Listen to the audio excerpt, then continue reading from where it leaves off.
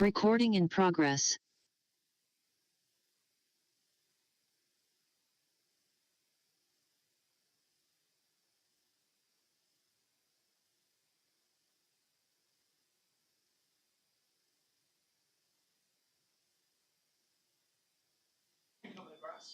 Okay. Well, good morning, everyone, and welcome to the Advanced Plans Committee meeting of Thursday, March 13th. We will start out by doing roll call. Bob Aldridge? Here. Joe Johnson? Here. Aldridge. Cindy Miles?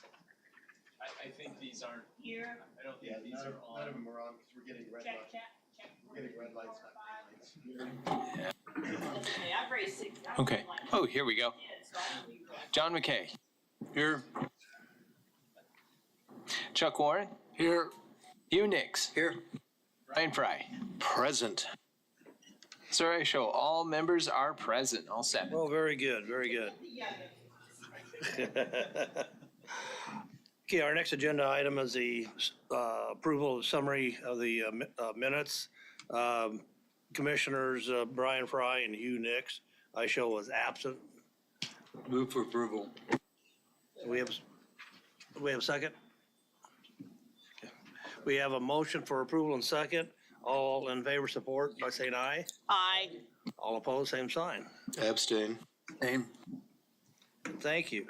Our next agenda item, we are going to move down the line there a little bit until our speaker arrives. So we will go right to agenda item number 4, the budget program options for 2026. Mr. Wadham.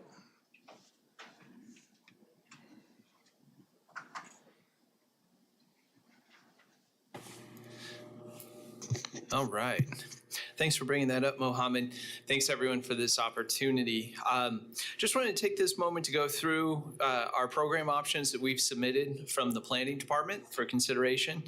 And as part of this, next slide. So it's an opportunity to collect your feedback, share our ideas, and answer any questions that you might have. Next slide. So we'll go through a number of different things before we get to those budget ideas that we've submitted. And, we'll talk about the context in which we're operating. We'll talk about our department, how it functions, how it's funded. We'll talk about what's happened in 2024, talk about our goals for 2025, review some trends, and then we'll talk about the ideas that got submitted. Next slide. Okay, financial context. Next slide. So there are 2 really important documents when it comes to the city and the county. Those are, at least when it comes to funding, there's infrastructure, which is funded through and programmed through the CIP. And then there's the budget, which funds pretty much everything else. So staffing, projects, programs. So today we're going to be focusing on the budget. We did not submit any recommendations or ideas for the CIP, at least not with this current go around. Next slide. So in terms of the dates, per state requirements, the budget needs to be adopted in August. The CIP can vary, but generally it's tagging along with the budget. It hasn't always been that way, but more recently in the past 10 years, I think it's definitely been that way for the city. And I think it's been that way for a long time for the county. Now, one quick note here is that when it comes to the CIP, you all are always involved in that process because there's a state statute that requires that the Planning Commission find that to be in conformance with the comprehensive plan. Again, this presentation is not so much to focus on the CIP, but I always like to highlight that important role for the Planning Commission. Next slide.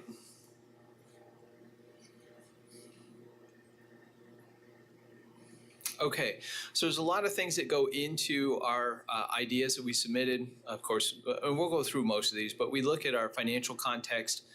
We look at our performance in 2024. We review, as always, our mission, goals, why are we here, what are we functioning for, and then we look at the trends. All of those are important inputs into what our budget ideas are. Next slide.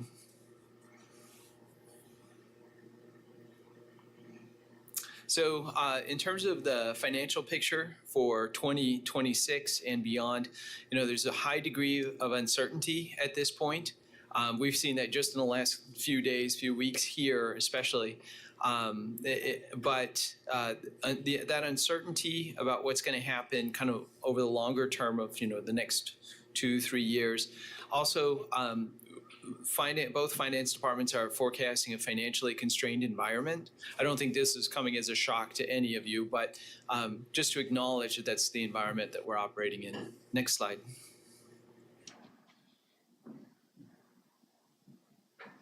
Okay, so an overview about our department. You'll be very familiar with this, so we won't spend a lot of time on this. Next slide.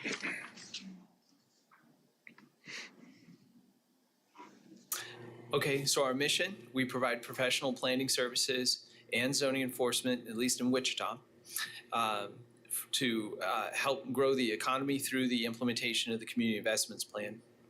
And in order to do that, we do zoning, land use, community facilities, and infrastructure tools.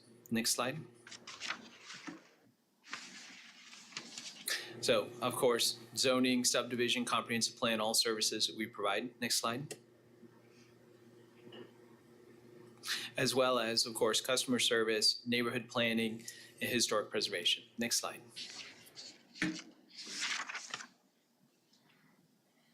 Okay, and we do that at the Ronald Reagan Building. Next slide. Sorry, this is the general overview that I provide for everyone about the planning department. And in the year 2024, our budget was $2.4 million. We have 20 staff members, so 20 FTEs. Next slide. And the way that we were formed and the way that the Planning Commission was formed was through the interlocal agreement between the city and the county. So a little bit unique in that arrangement, and I think that's pretty special. Next slide. And we've got a copy of that available, as always, on our webpage. So in terms of funding, through the interlocal agreement, it's a 50-50 contribution between the city and the county for all of our services. It's not, pick one, pick two. It's for 50-50. One thing that does get subtracted out of that overall fee is any revenues that come in for fees as part of applications.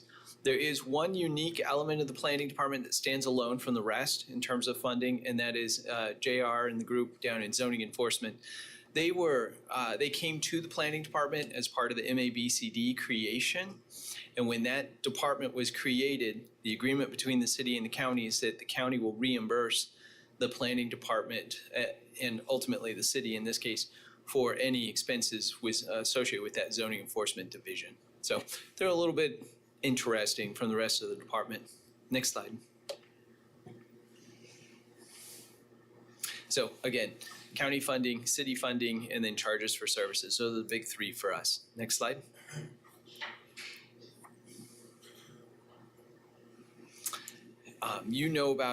We fall under, for legal consultation, we have both the city and the county. For purposes of finances, we fall under the umbrella of the city. So that's where the financial system that we use is. Office space, we fall under the county. HR, IT, fleet vehicles, those are all under the city. And then communications, we work with both. Next slide.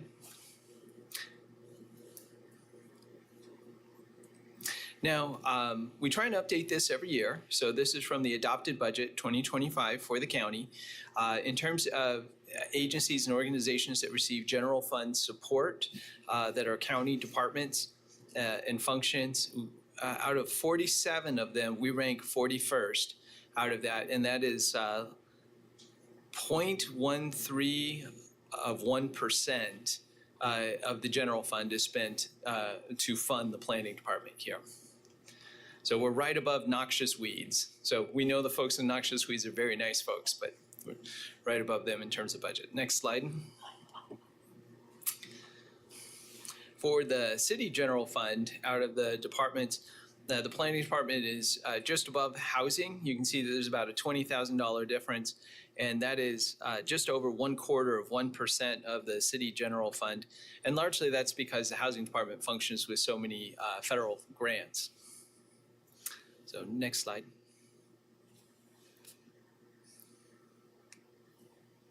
In terms of the committees, so there's a county commission, city council that we report to, and then we've got the planning commission, so of course, and then we've got the subdivision committee, advanced plans committee, and then you also have members that represent the planning commission perspective on a variety of other boards, including Delano Design Advisory Committee, Sedgwick County Nuisance Board, and then the Wichita Sustainability Board.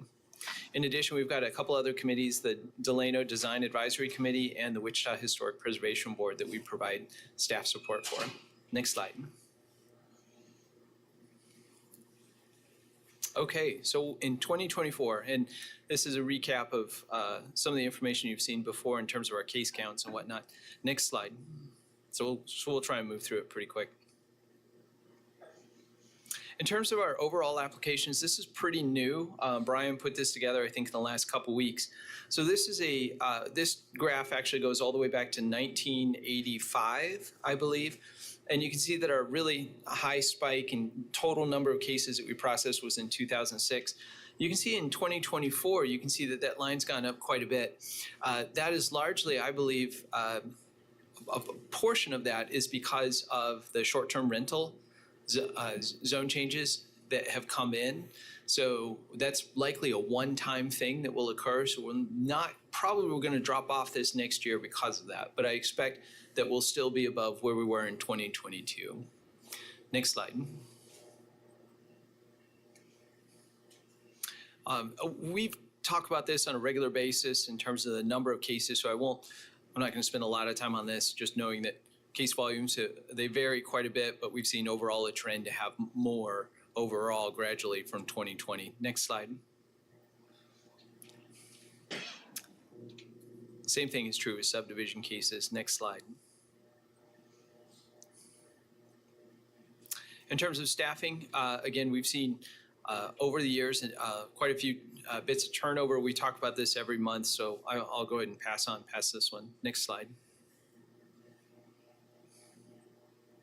And then in our organization, we have the two positions that are still currently vacant. So this shows all 20 positions. Next slide. Okay, 2025 goals, things that we're working on now. Again, this is setting up the context for what we're asking for in 2026. Next slide. So you're going to get updates on these, a lot of them today. So in terms of the zoning code, we're working on solar. That's been a topic that's come back to us with some questions from the city and the county. Parking and the requirements for parking in the zoning code, working on updates to the comprehensive plan. As always, we're looking at staffing and resources, filling 2 positions. IT systems, a major thing that we're going through this year is RFP for Hanson. MABCD's in the lead, but we're assisting with that. That's our case management system. So that has big implications on data and reporting. Neighborhood planning, we got College Hill and we got Midtown that are going on. And then a number of policies, but one in particular is the county development science, which you'll see later on today. Next slide. Okay, trends, next slide. A lot of these come from our comprehensive plan, but increased competition for talent and investment, we see that as a continued trend. Constrained financial environment, we talked about that earlier. Demographics, nationally, we know that the demographics are leaning towards smaller household sizes and older population, and I believe that that is true in Wichita. We're seeing increased demand for more housing and more housing options. We've certainly seen the demand for housing kind of accelerate in the last couple of years, or not so much accelerate in terms of demand, but I think supply has played a bigger role in that. More emphasis on design, that's been part of the issue, part of the questions that's come up in conversation. Water availability, and then continued iterative changes in transportation. So, next slide. Okay, let's go ahead and pass this one. Next slide. Okay, so here's the items, 2026 budget. Next slide. So with all of that in mind, one of the things that we're requesting an update for is an update to the Wichita Historic Preservation Plan. This is a plan that's been around since about 2001, and it provides guidance for city historic preservation programs. Our request on this one is that the state of Kansas, we would apply for a grant for $30,000 from them, and that the city would contribute an additional $20,000 for a total of $50,000. We're requesting this because this plan's getting a little long in the tooth for a plan, and the state of Kansas has recognized that, and they've contacted us inquiring about whether or not there'll be an opportunity for an update in the near future. And that's important to us because this plan is one of the elements that allows us to be a certified local government and which allows us to review historic preservation cases here locally as opposed to sending them up to Topeka. So it helps for a little bit of an expedited process. Next slide. Missing middle housing and fast track development. So this is one that you may have seen, you've seen in prior years. It would create designs, pre-approved designs for duplexes and triplexes. We would do this in conjunction with neighborhoods to make sure that they're tailored to the specific neighborhood. So South Central, who knows? I'm not really sure which neighborhoods, but whatever neighborhoods we work with, that they would approve them before they are fast-tracked by the city. And then we would create a process where even if you didn't have the zoning to allow a duplex or you didn't have the zoning to allow for a fourplex, if you used one of these pre-approved designs in this particular neighborhood, you would be approved to move forward with it without having to do a zone change. The idea is kind of to do the zoning process a little bit backwards in that we do the citizen involvement first, figure out what's appropriate for the area, and then fast track it that way. In addition, we would also, as part of this, we would also like to work on allowing accessory apartments by right, so long as they meet certain guidelines.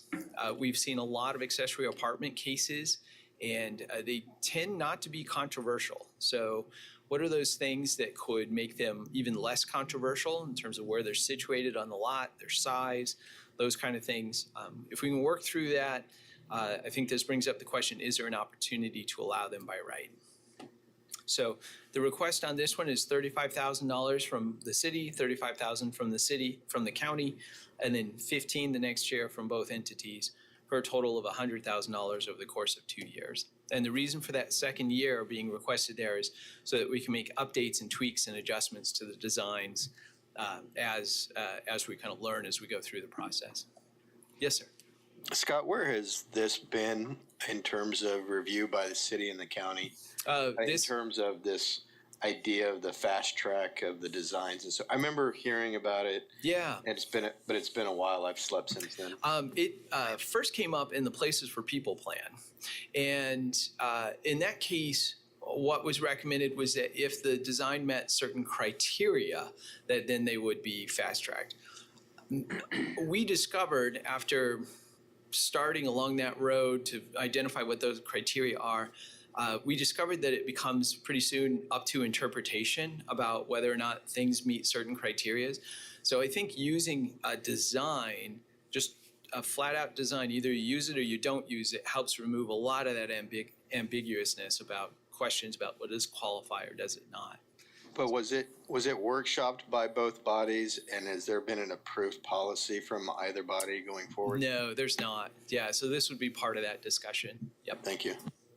And one thing I would add too is that with this one, I think that this one I have more optimism about this process because we know there are other communities that are also doing this, and it sounds like it's working well for them. And communities in Arkansas, also in the Kansas City area, are starting to explore this. So I think this is a good one, at least one that we can point to where other communities have done it. Any other questions, comments? I have some questions, but I think it's going to overlap with our next agenda item. Okay. On this, but right now, this is in a draft stage, correct? Yes, sir. When it's no longer in a draft stage, can we get a hard copy of this Sure. to the commissioners Sure. prior to any action that we may have to take so we can. Yeah, and on this item, I guess I should have explained earlier. So on this item, you're not required to take any action at all. This is just for feedback and for input. If you feel strongly about an item, like you think it's a really not a good idea, you can always feel free to put something in writing even and submit it as a committee. Or if you think something is a really good idea, you can do the opposite, put it in writing, say we support this initiative. So that's why I'd like to have a hard copy to give the commissioners a more Sure. opportunity to thoroughly do their due diligence. Sure. You bet. I'll tell you what, I've got some hard copies with me. We can run some photocopies and we can get those for you hopefully by the end of the meeting. So, And, you know, you also mentioned on the spike on short-term rentals and stuff, how many applications today, because we had way over 500 that Yes, sir. were operating outside the boundaries. So how many applications have we received so far in a city for short-term rentals? Oh, I want to say it's over 250.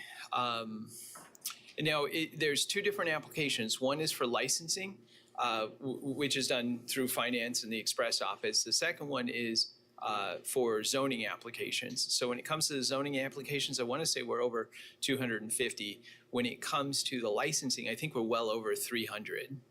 But we can get you the more concrete numbers on those. Actually, I didn't realize it was that high. That's pretty significant. Yeah, it's quite a few. And the ones that aren't in compliance, we're in the process of, they're actually going to court now. They've been through the process of notification. If they haven't gotten it resolved after that, then the next step is enforcement to take them to court. And Scott, you are correct. It is over 250. It's 273 administrative permits with 261 approved. Thank you, Justin.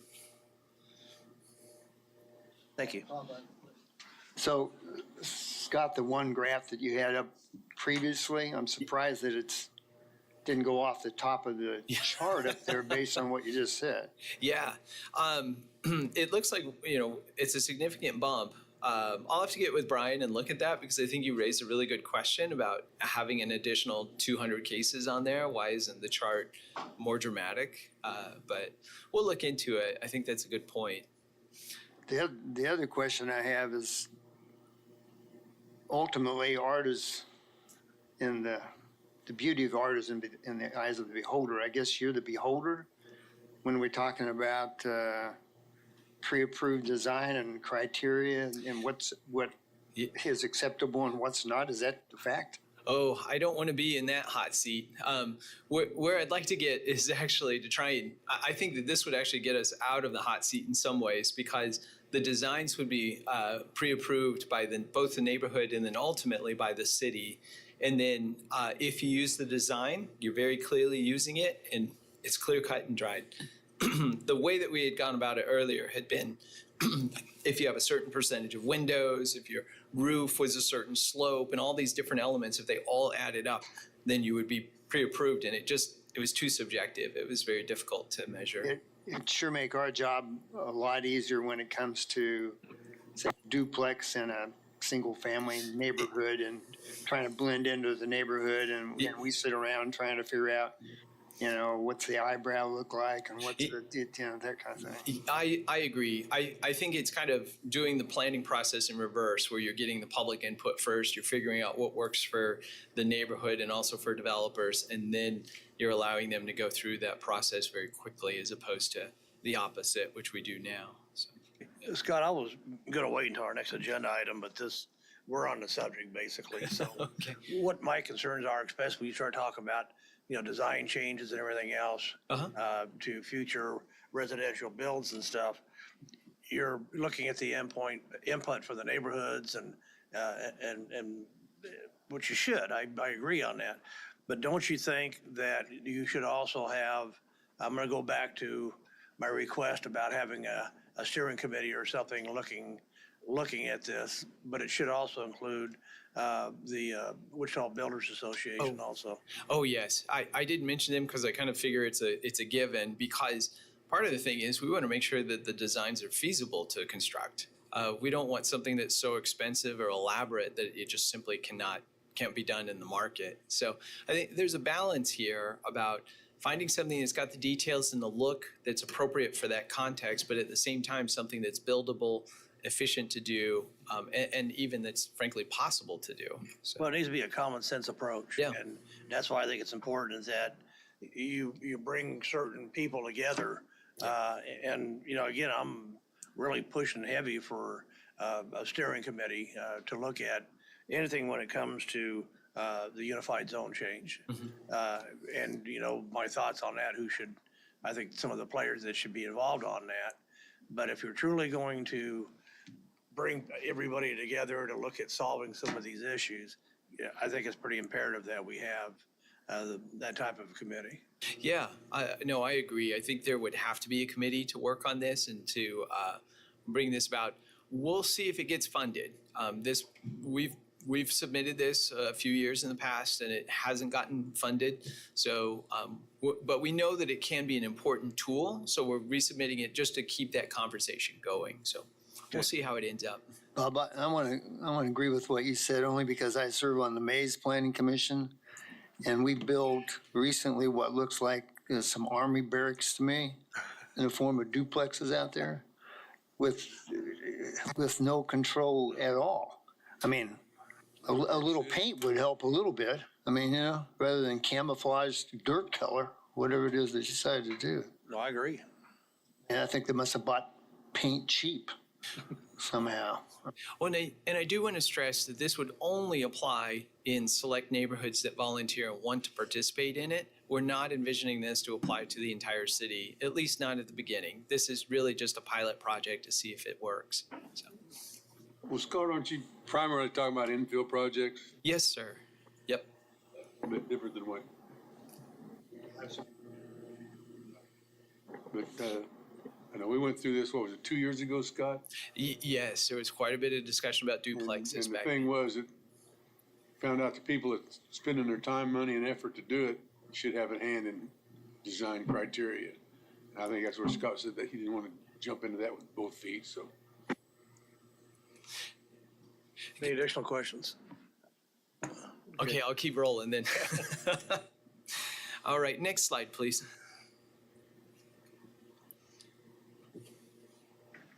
Okay, citizen survey.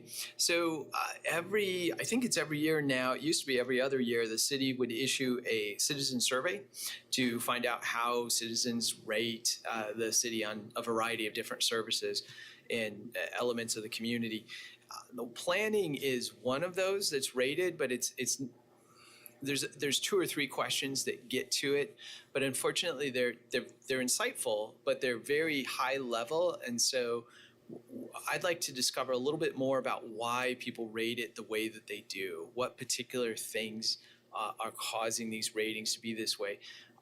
We're finding that our ratings are fairly consistent with other communities of our size, like our planning ratings, but I'm not really sure what it is that's causing those ratings to be that way. So to get a better understanding of it, they're not particularly great ratings, but they are similar to what other communities are experiencing. So just to learn a little bit more about it.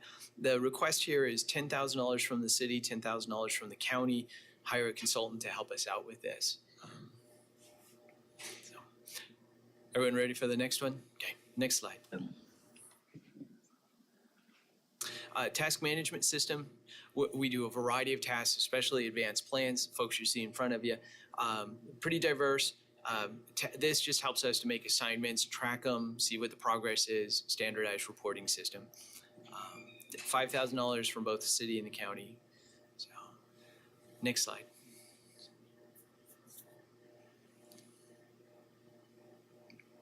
Planning Commissioner, ongoing education opportunities. So we've never really had anything in the budget to provide any kind of educational opportunities for you. In the past, I think we've had a couple opportunities where we had some savings and we offered to at least pay for registration costs to go to a conference.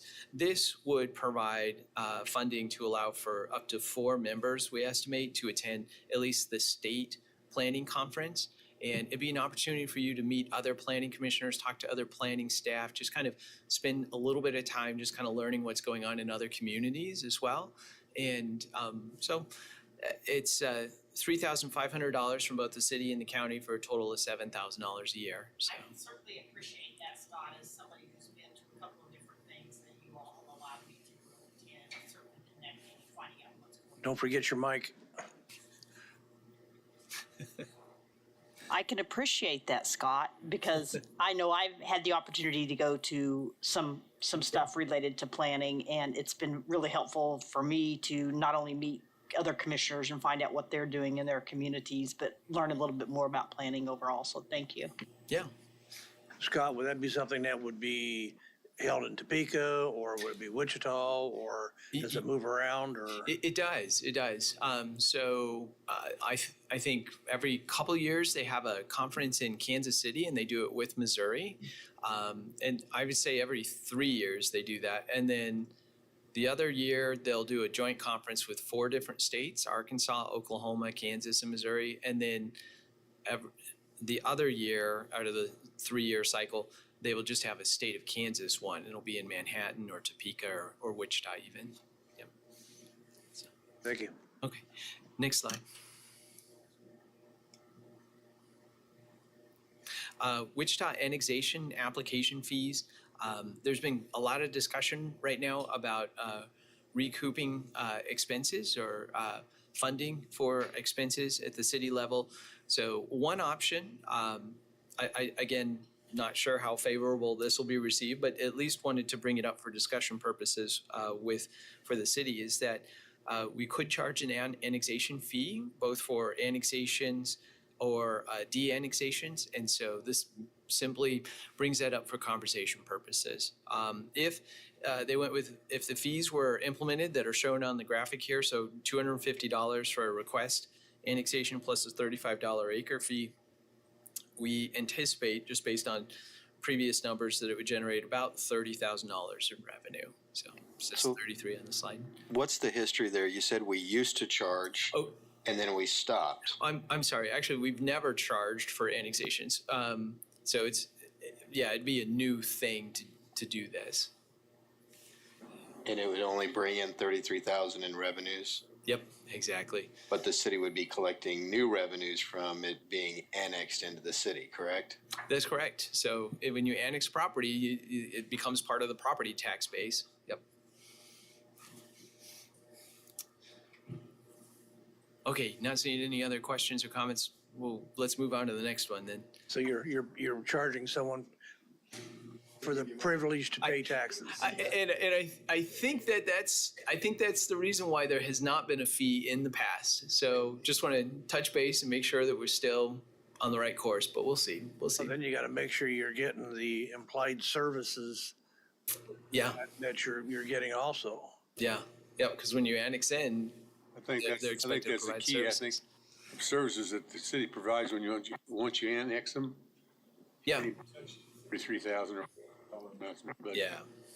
No, that does not recoup for the cost of having police officers patrolling or fire department services out there. Yeah. With that, I'm going to keep moving on to the next one, which is Planning Commission Conference Room AV System. So $22,500 from the city and from the county for a total of $45,000. And that would be to replace the wireless microphone system here. So we'll see how it goes. We've replaced the batteries in some of them, but we're just kind of, they no longer make these, so we had to get refurbished batteries. So we'll see. And that would be keeping the meetings here on a second floor, not the third floor? That's right. And we are still looking, though, at adding, we're going to try and get 2 wireless microphones for upstairs hot mics like you've got right now, Mr. Aldrich. And just because in order to help facilitate meetings up there if we ever do those. Okay. So anyway, that's what we have. Next slide. I think that's the last one, if I remember right. Okay, perfect. So that's all of them. So gave you a lot of context, gave you the 6 items. We'll get you copies of the paper documents so you can see those. Just know that those are drafts. They've just been submitted for discussion purposes, both the city and the county. They've not been formally reviewed yet. So any and all feedback is great. John? We need those mics. I just have a couple of questions. Number one, you said the budget is, the department is financed 50-50 city county. Do we keep track of how many city and how many county? We have been asked that question in the past in terms of the applications that come in and what revenue is generated. So we are able to identify that upon request. Does that possibly need to be done, or is that a bag of worms? I don't think we have one done for 2024, but I can ask Brian to go ahead and produce that if you'd like to see that. Well, okay, and the second question I had, on these budget items that you were gonna be asking for, have you prioritized those? Because you keep saying, well, we asked for this, we didn't get it, we asked for that and didn't get it. Yes. No, we don't. We submit them and then I see where the conversation goes. In terms of our request, I don't know that we have a clear priority number one on those. A part of this too is also trying to figure out what the community need is, right? And we've done what we think is a good assortment of them. I'm always curious to see what the county commission thinks in terms of priorities and also what happens with the city's review process. I know in the past that's been a very controversial situation, so Yeah. that's why I asked the question, both questions. Do you have anything else? Is anybody else any other questions? Brian? Yeah, one more real quick one, and I know we keep track of subdivision cases and non-subdivision cases for the MAPC as a whole, but do we break it down by quadrant or by, maybe not by district, since there's two different districts between city and county, but is there a breakdown by quadrant of the county maybe? We have not broken it down by quadrant, but what we do is produce a map at the end of the year for an annual report. We need to get that to you for 2024, but we have a map that shows all the county cases where they were located, and we have a map that shows all the city cases where they were located. If you wanted to, we could do a quick analysis to see how many cases in what district, but we just produce that overall map. Yeah, I guess just inherently I see most of the growth happening in Northeast and Northwest, but I wanted to validate that, right? Yeah. In terms of allocating capital dollars and resources, are we, keeping it in perspective with where the activity is happening? Okay. We could go ahead and, there is a map that's already created that the appraiser's office does, and that shows new lots that are created. That might be worth getting for you. That might answer your question pretty quick in conjunction with the zoning ones. The zoning maps are a little bit different because so many of the ones that you see are also infill or reinvestment in a property, so they're asking to do different things. So we see quite a few pop up all over. Yeah. Well, that could also help solidify the growth pattern too. Yeah. Okay, any additional questions? Okay, if not, we're gonna revert back to our agenda item number 3. We have a guest speaker, Ms. Raven Alexander with Wichita Transit. Is gonna give us a presentation on updates. I always try and push buttons. It doesn't go anywhere. Okay, no problem. Well, good morning, everyone. I am Raven Alexander. I am at Wichita Transit. I am the Mobility Relations and Grants Manager for the department. So I kind of have a wide range of duties that I have there. So today I'm actually serving as the project manager for this study that we did complete, just to kind of give you the update that we had on that. So the last study that was completed for Wichita Transit in regards to the network designs was within 2024 and 2015. So of course, in 2016, we launched a whole new kind of network. And the reason for that study to have been completed and the network changes that we completed in 2016 was because we were facing a deficit in our budget. And so we had to make some cuts through all of that. In about 19, we were awarded some funding from WAMPO to do another study. The goal behind this was that we did not have to do any cuts. We were looking to possibly do some improvements or try to make the system a little bit better there. Next slide, please. So a couple of the project goals that we had with this study, and I guess let me back up. We had Nelson Nygaard, who was our team lead for that. And then we also had SRF, we had WSU's Public Policy and Management, and then we also had Shockey Consulting, who was that consulting team that led this study. So some project goals that we had was to analyze the physical and social elements of Wichita's urban environment, obtain a comprehensive understanding of Wichita Transit, evaluate ridership utilization, efficiency, and reliability, engage riders, non-riders, staff, and stakeholders, and develop a service plan that integrated with the new hub operations. And so, as you already may know, the hub is the new multimodal center that is being currently in construction across from the stadium down into the Llano district. So as we talked about the comprehensive understanding of Wichita Transit, on our website, which I will have that on the last slide, you will find a state of the system. That is a fun read. That's about 127 pages. But it kind of covers the history of Wichita Transit, kind of what our ridership has been like, whether it's the demographics, whether it's just been our ridership utilization, all of the above. You can go on to the next slide, please. So just a quick overview of what that project schedule was. We kicked this off in fall of 2023. So about January, February, we completed we began our community outreach because, of course, that's what it's all about. We're making sure that we are going to be providing improved service for our community. So we did quite a few online surveys, on-board surveys, different workshops, just making sure that we were out there, once again, doing that discovery and having that community engagement. In the spring, there were some concepts developed by the consultants based on kind of that initial community outreach that was completed.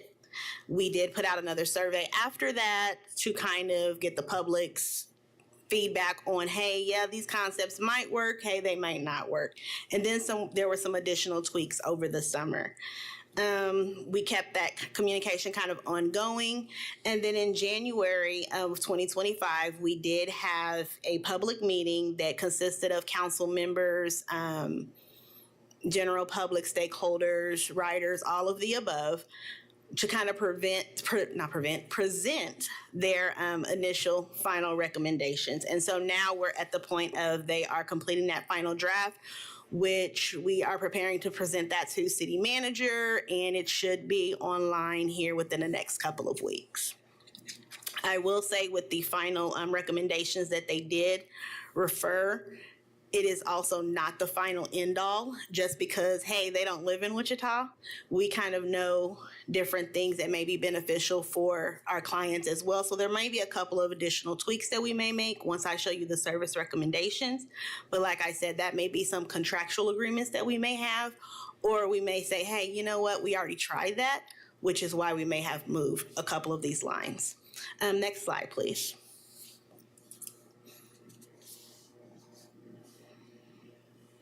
All right, so we did want to highlight the value in transit. So the goal, once again, was to kind of provide a better quality of life for Wichitans and also to kind of build community. Next slide, please. So this was just a fun graphic that was created just to kind of show the connection between transit and the benefits for the community. So of course, there are the health benefits of it, the economic benefits for it, just the social benefits, being able to get out and visit family members or different things like that. Next slide, please.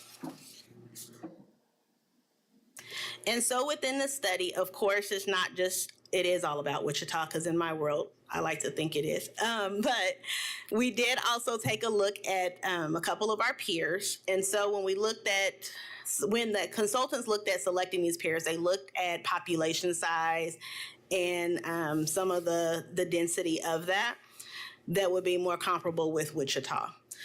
So those were the couple of key findings that they had. Once again, if you want to go back in and look at the state of the system, you will see a lot more in detail, kind of the level of funding that these peer agencies may have their hours of service, all of those fun things. Like I said, that's in the state of the system there. Next slide, please. So this is our current network that we have. So a couple of strengths that were called out by some of the community outreach and engagement that we did was that we have extensive coverage. We do have timed connections, which is kind of at our transit center, you will find multiple buses there at the same time, leaving at the same time. We have high level service to WSU. And our paratransit coverage. And we highlight that because Wichita provides citywide coverage. So if you're anywhere within the city of Wichita limits, paratransit will come to pick you up and transport you. The federal requirement is only 3/4 of a mile from a bus route. So that, of course, is a strength of ours. So challenges would be infrequent service, meaning that because we kind of alternate between peak times, non-peak times, our service kind of runs maybe on like a 45-minute or maybe an hour. Of course, they would like for that to be a little more frequent instead of such a long wait there. Most service ends prior to 8 p.m.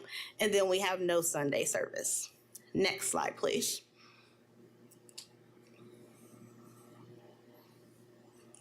So kind of just to recap some of the stakeholder and outreach that we did receive. These were some of the comments. Of course, increasing the hours, frequency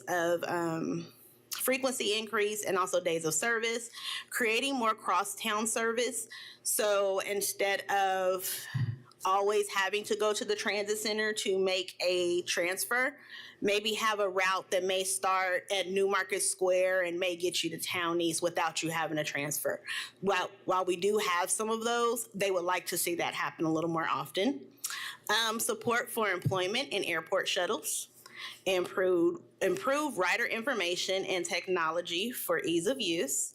Focus on retaining young riders, which I think we probably do pretty good with that with our partnerships with WSU and with USD 259.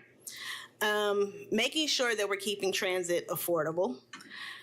Strengthen multimodal connections. And so while I'm talking specifically about Wichita Transit, we are also referred to as a transportation department because we do some of the bike and pedestrian as well. We manage the bike share and also the scooters. So making sure that when we're doing these redesigns, that we're making sure that we're making those connections as well. Incorporating some local art, and then just considerations for regional growth. In this picture here, I kind of enjoyed this workshop in particular. This was one of our stakeholder events. And at this particular session, we had quite a few of our social services there. So they actually got to play planner for a couple of hours. We gave them what we call these little wiki sticks or their little wax sticks. We gave them a map of the city, and they had to create a system based off of, our budgeting parameters. And it was just pretty fun to watch. So they got to be planners for a day. Next slide, please. All right, so I'll just kind of go over a couple of the service recommendations. And like I said, this is not the final, as we do know, once again, that we are going to have to make a couple of adjustments. Next slide, please. So this is the proposed network. And so the goal, of course, for short-term recommendations, and we did provide three different phases here. So we looked at short-term, midterm, and long-term. And so the goal was to to be cost neutral. So I wanted to be able to make sure that, hey, when we put this in play, I'm not necessarily having to ask for extra money. We want to make sure that this is going to actually be sustainable for right now. Also, with the midterm recommendations, because the hub is not completely constructed at this time, here in the midterm, we want to make sure that we're starting to move those routes to funnel through there, and then also invest in kind of some core service areas. When looking at this map, you'll see a little difference between the current system as major employers may not be hit. For example, Textron, Coleman is not hit at this particular time as well.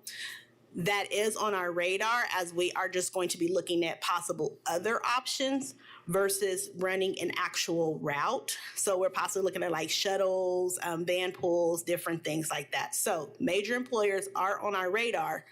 We're just looking at a couple of different ways to meet that demand as well. Next slide, please. So this kind of just highlights some of the changes that we are looking to making within the different terms there. So like we said, we're kind of keep things cost neutral, but still making an improvement there. Midterm, once again, moving routes over to the hub, and then also adjusting in the core service, which would be improving that frequency possibly and maybe hitting some different coverage areas.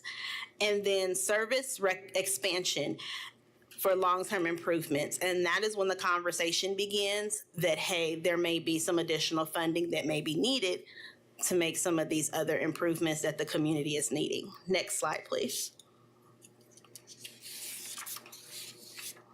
So as we look at making those long-term improvements, this is kind of a menu that was created and kind of what that funding that would be needed to possibly make these things happen.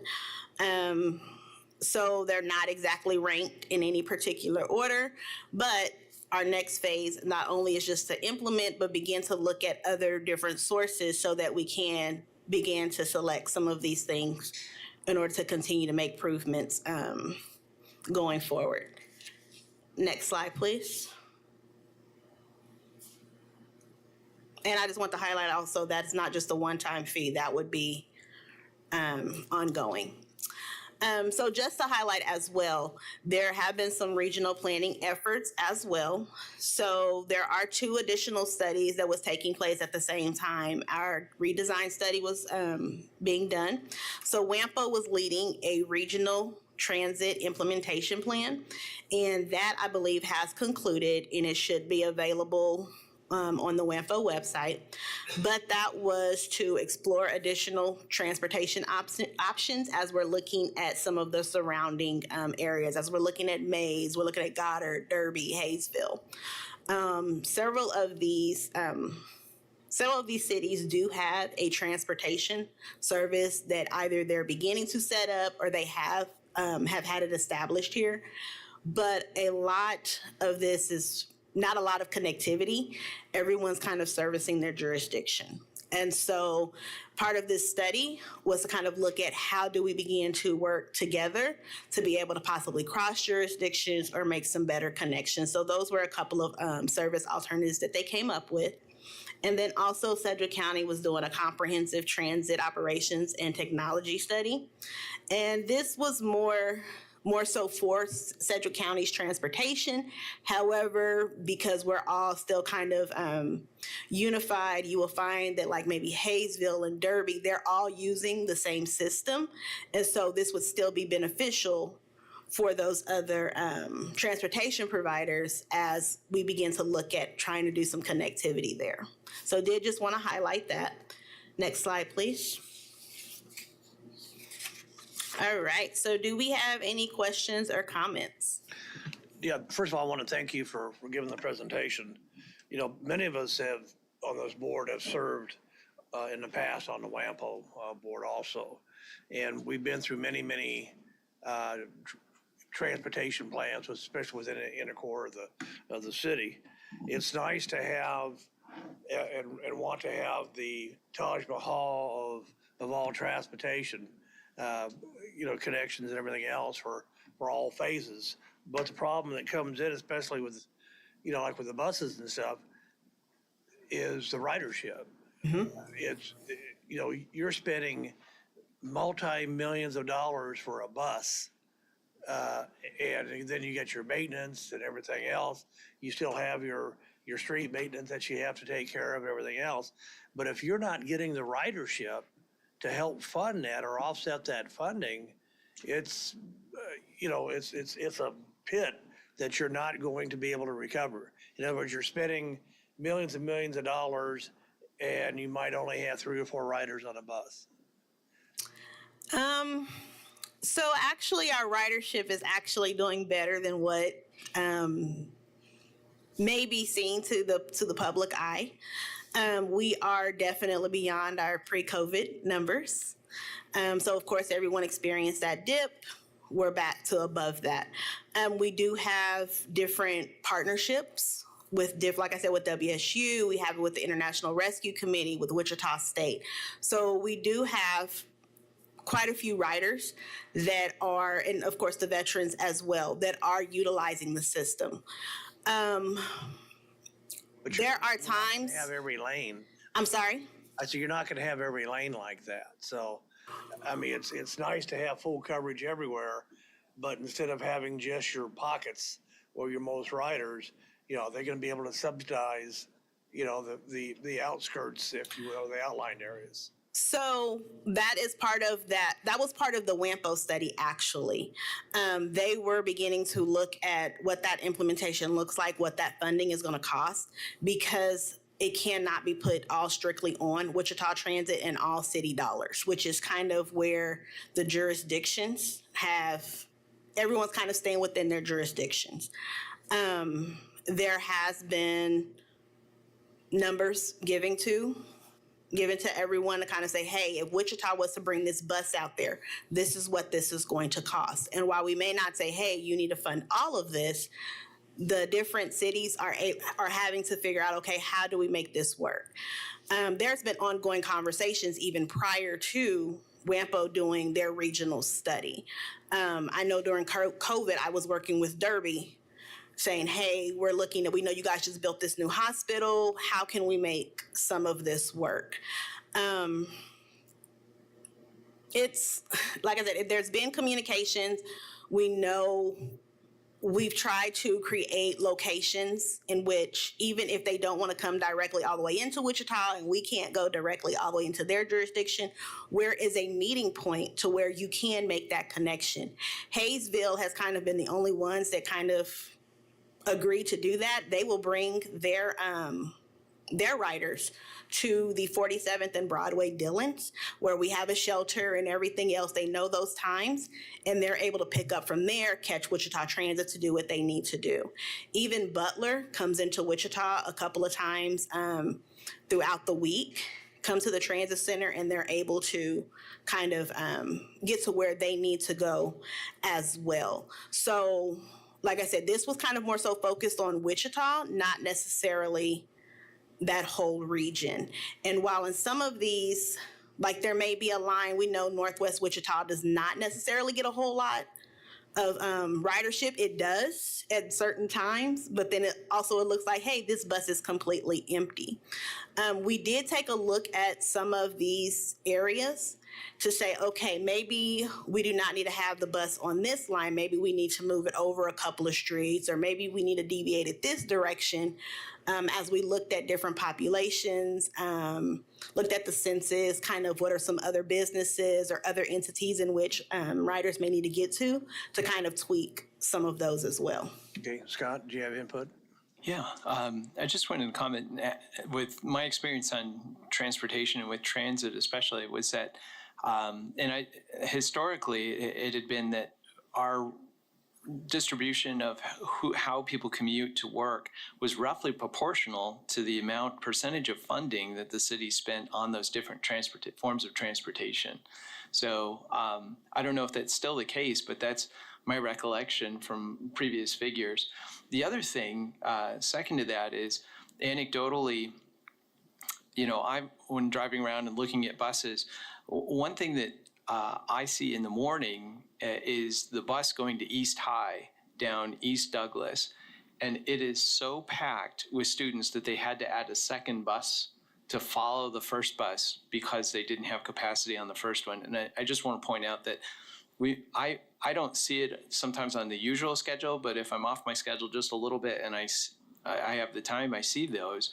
And I think that partnership with USD 259 has been really interesting because it's tapping into an entire market of people who can't drive, who we wouldn't normally think maybe of as transit riders, and that's just been in place for, I don't know, more than 5 years. I would say So about 2017-ish, maybe. yeah, so it's, well, I guess I'm dating myself. So I'm like, oh, that was just a little while ago. And also that's the same with WSU, because we're able to connect the WSU tech campuses along with WSU. Southeast is the same way. There's multiple buses. And then also on Route 24 where you're going to see East High and things like that, that is also kind of full as well, because then we have our veterans that are on that route and things as well. So there are going to be segments where, yeah, it seems like no one's really on the bus, but it's going to vary kind of by time of day, kind of where it's going, just different things like that. Commissioner Johnson? Nice to have a couple of those charts for our reference. Okay. So like I was saying, with the state of the system, it's going to have all those graphics there, even as you're looking at the ridership, as you're looking at the as we're talking about the peer cities. And Scott is correct. You may see those cities that heavily invest in their transit, and you will see what their ridership looks like compared to Wichita is honestly the lowest of that, and what our ridership looks like compared. Commissioner Fry? Thank you. Do we have the ability to jump back a couple of slides from the presentation? The one showing the proposed routes. The map? Yes, the map. And good to see you, Raven. Yes. Thank you for your continued work at Transit. The one I'm concerned about is, and I know it's a crystal ball looking forward with the biomedical center and that complex. I didn't see any routes around that complex. It looked like it was just on Douglas and not William and, yeah, there we go. And I know it's a long way out. I think if the facility has the impact it does in bringing students to the downtown, there needs to be some connectivity closer to that facility. Outside of Douglas? Correct. So that is actually a different conversation that is being had. So like I said, some things you may not see directly on this map because it's going towards the future. We are actually... And I just got back from vacation. So I know Monday I went in and talked with Penny, who was our director. And she was just talking about city manager tasking us to kind of look at how we're making this connection even from the hub to kind of make that loop around the biomed center and different things like that. So like I said, this is not the end all. There are other different conversations because like I said, we know we have Textron that still needs to be served. We have Coleman, which we've always kind of serve that loop. We're just trying to see what are some other ways to do so. Spirit is also on that list. So it may be we put another bus to kind of make that connection, but it may be, once again, we run different shuttles or try to do it with a different vehicle. So right. And I know that this bus is already out of the barn, but I'm concerned about the impact the hub is going to have on Delano. I voiced this while I was on the council. That originally started as just a parking support structure for the stadium and not a transit hub. And then when it switched to include that, I was pretty vocal about how that's going to impact Delano, especially that surrounding residential neighborhood. So I hope I've proven wrong, but I'm afraid that's going to have a detrimental effect on what is a very walkable neighborhood. Okay, Commissioner McKay? We've been talking about You're on. so It looks like it's giving you problems.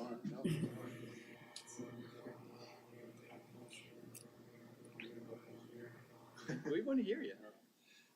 No, all I'm saying is that all these things we've been talking about, why don't we tell the public, these are some of the things that are in the mill, not saying that they're going to happen right away, but toot our own horn of, because I know the biggest problem I've had over the years here is what percentage of the population use the bus system?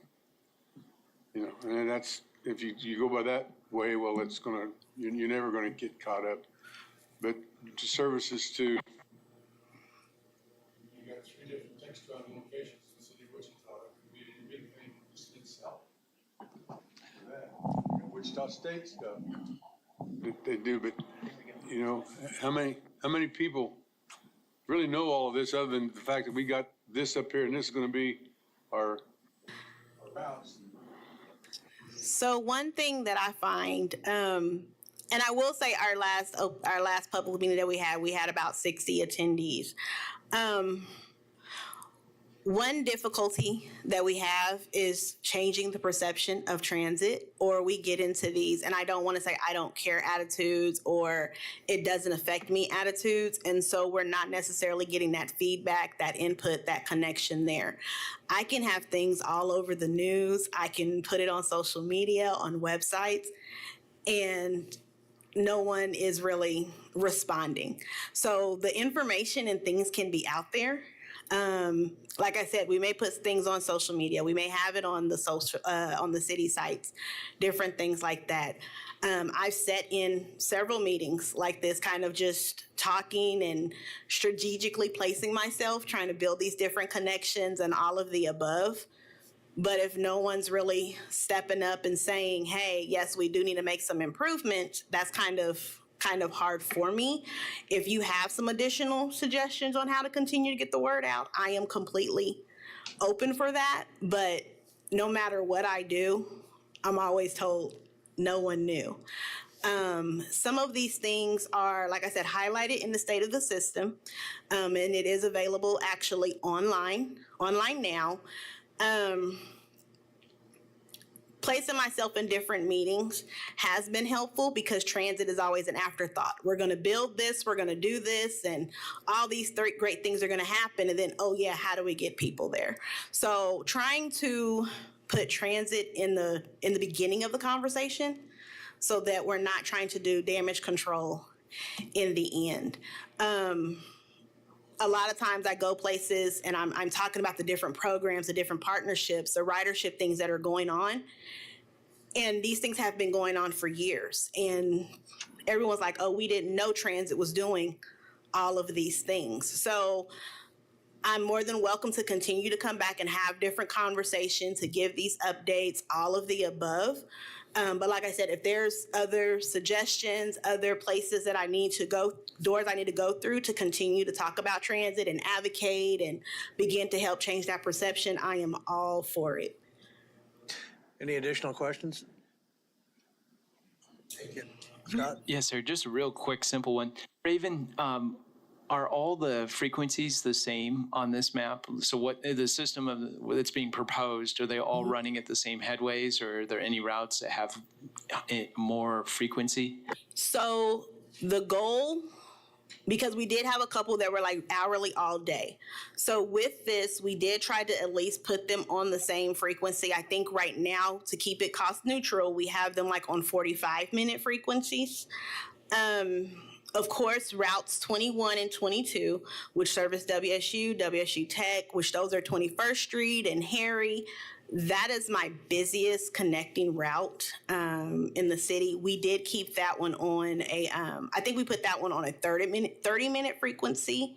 Once again, just because that one is so busy because of all the different locations that it does touch. They touch hospitals, grocery stores, the schools, different employers, Walmarts, all those different things as well. One thing that I did forget to mention with this is that we know the city has talked about food deserts. There are those communities that do not have easy access to get to groceries or healthy foods, things like that.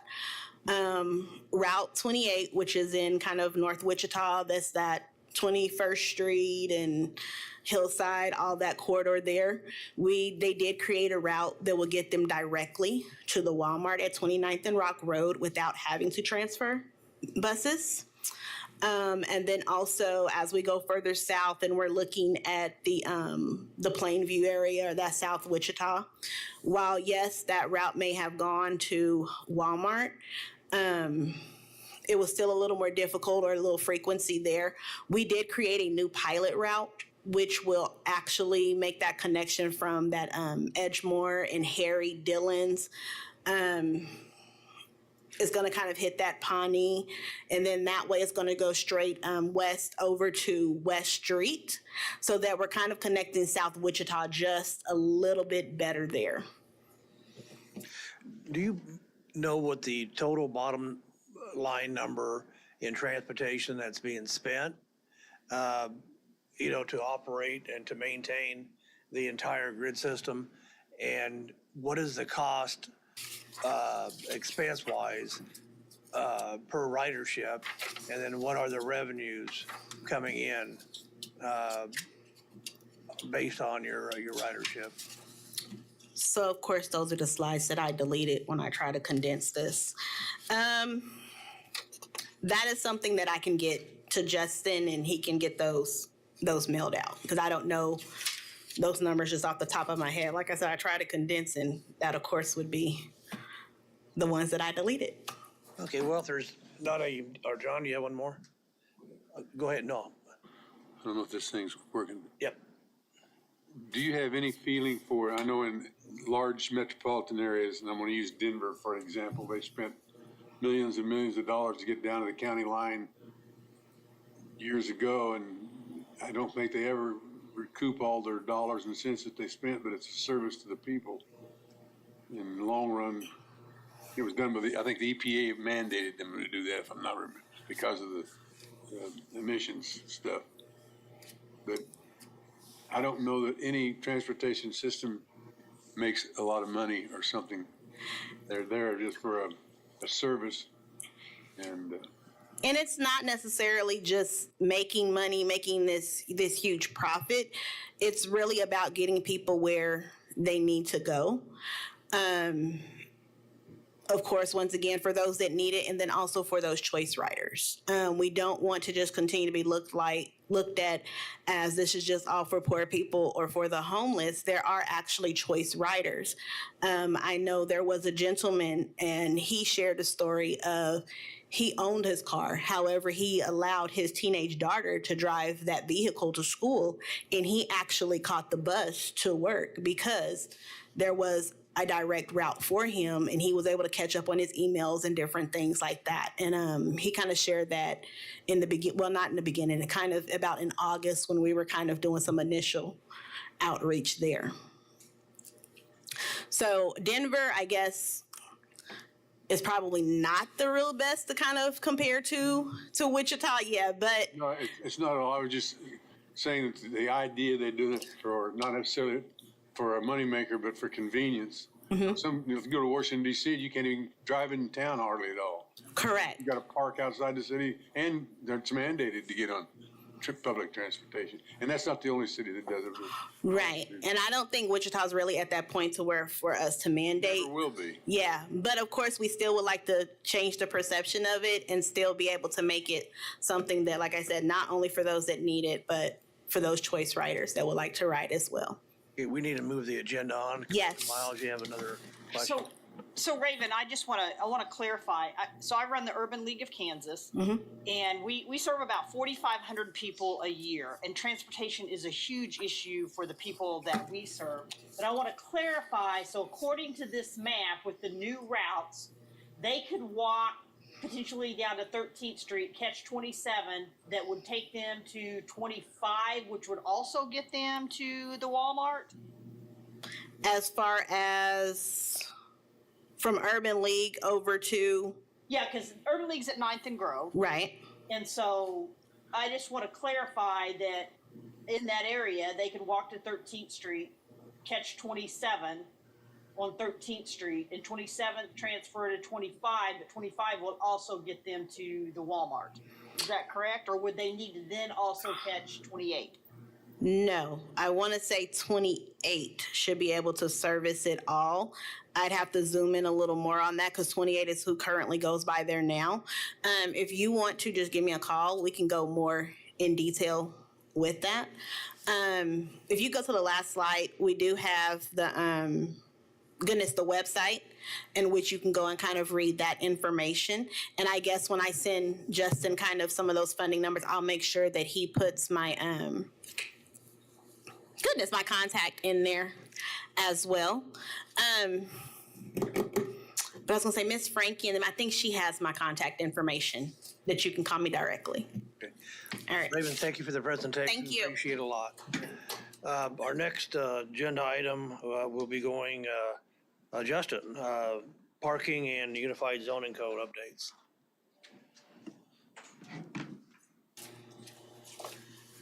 Good morning, Chair Aldrich and committee members. Justin Constantino with the Planning Department here to give you an update on some of our ongoing projects, starting with parking and UZC update.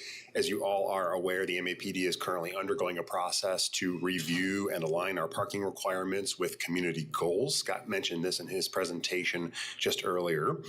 This effort will focus on the potential update to both the Unified Zoning Code and the Comprehensive Plan.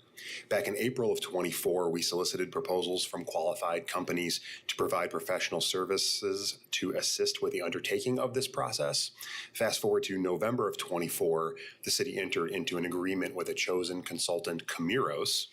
We have had a project kickoff meeting with Camiros that occurred back in January of 25.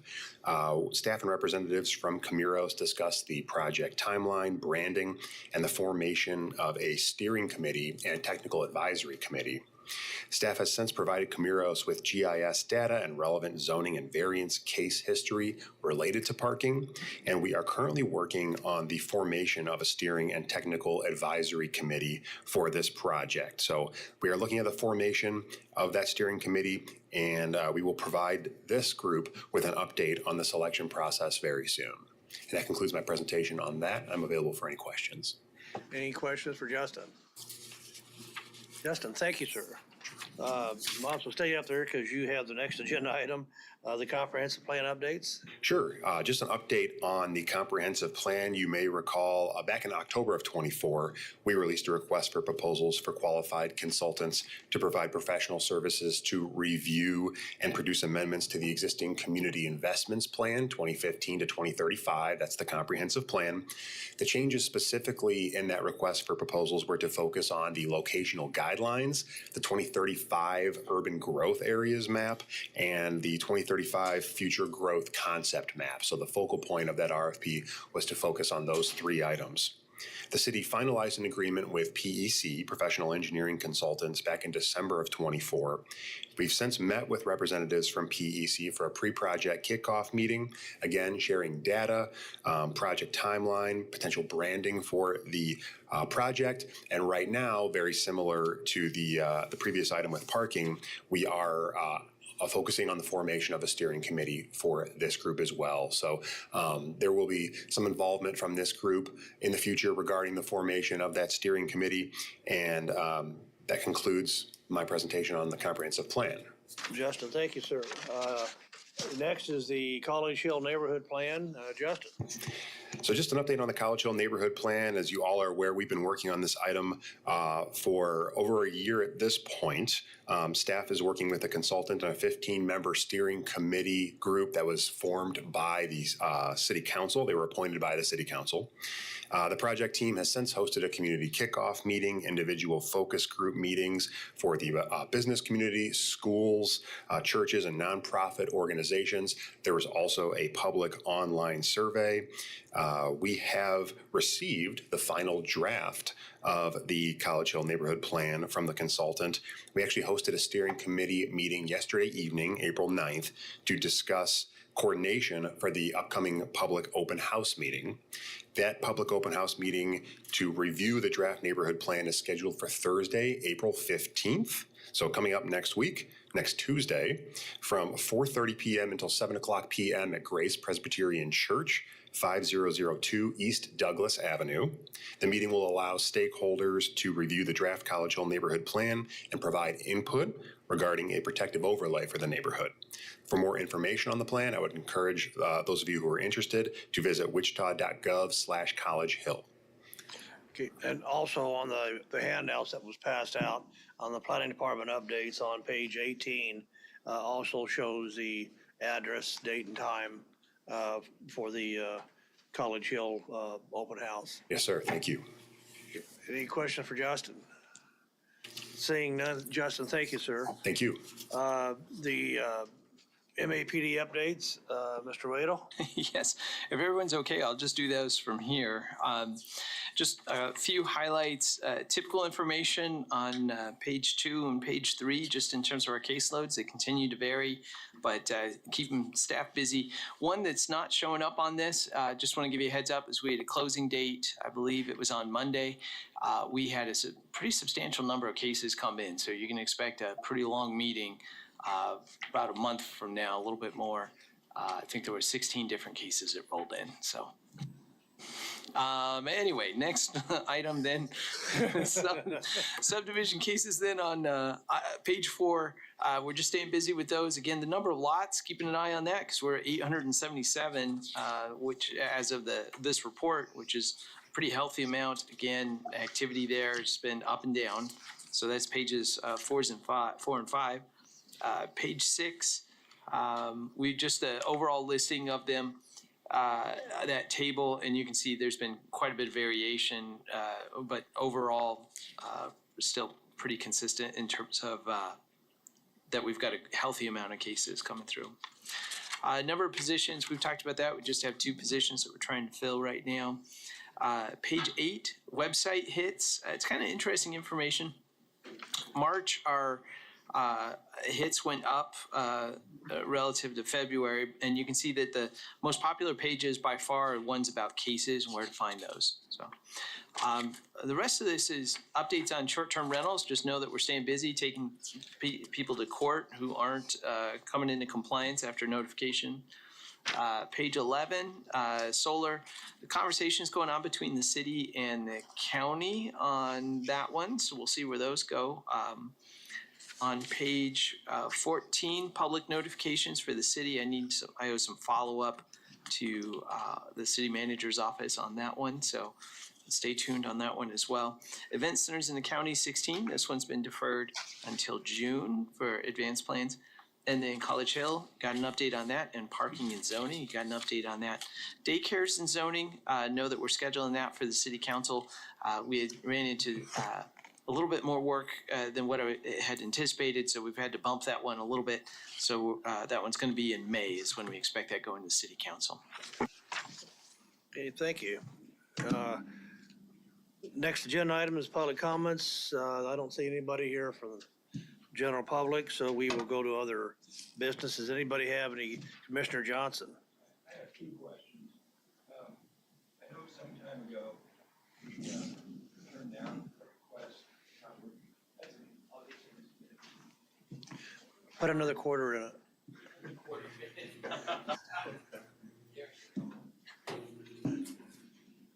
Yeah, some time ago, we turned down a request for a commercial zoning of a property between Crestview and the Villas. And I see something going up there, and I was just wondering what happened, if anybody know. I'm not aware of that. We can check with our friends down at MABCD and see if they've got any info. It was, commercial zoning, I think is what they were requesting. They had, I think there was commercial on the western portion of it where it abutted the road, and then it became residential as it went further back, if I remember correctly. So we can check with MABCD. Very tall doors and maybe a car wash or something. I don't know. What? I don't know. I shouldn't say. My second question, and I don't remember who I talked to about this, but I was very concerned about getting a list of administrative approvals that are done by the planning departments that we never see. And I was assured we'd get that, and that's probably been a year ago. Okay, well, let me make sure that we get you 2 years worth of data then on that one, just to make up for it. But no, let me go ahead and make sure that we'll get that to you. So we'll make sure to have staff make a list on that one. Thank you. Could we have that by our next scheduled advanced plans meeting? Yeah, if you'd like, sir, we can put it on as an agenda item. That way, it's very easy to track whether or not we get that delivered to you, and we can have a conversation if you wish. Any other business comments? Our next scheduled meeting is Thursday, May 8th, 10 a.m. If there's nothing else, we are adjourned.